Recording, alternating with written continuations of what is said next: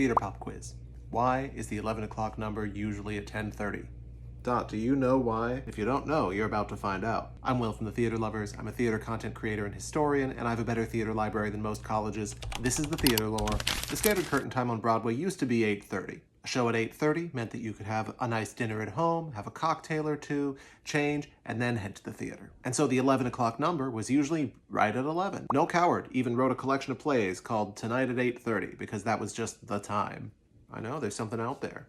And there was a musical revue in 1934 called, that wasn't what it was called Life Begins at 8:40, because shows would start late then too. So what happened? In the 70s, New York got more dangerous, and a lot of audiences stopped going to the theater because it was getting legitimately risky to be out after dark. As a result, the Schubert Organization had all of its theaters change the curtain time from 8:30 to 7:30. That way people would be out a little earlier and they'd feel safer. Everybody's safe, everybody wins. But shouldn't that make the 11 o'clock number the 10 o'clock number?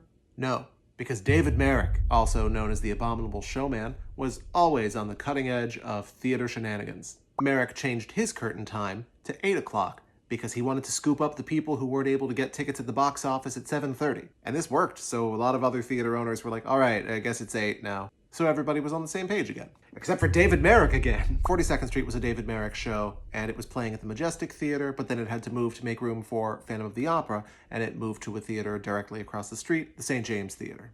And Phantom was a gigantic hit. So David Merrick changed his curtain time again. Phantom was at 8. He changed 42nd Street to 8:15. That way he could snag all the people who were turned away at the Phantom of the Opera box office. He had advertisements that said, David Merrick is holding the curtain for you. Audience habits changed over the years, and shows continued to adapt with them. In late 2001, several shows started at 7 p.m.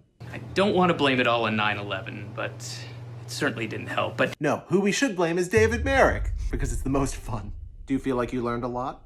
She did. That's a yes. Yeah. Doc, can you look at the camera and give him a, this guy?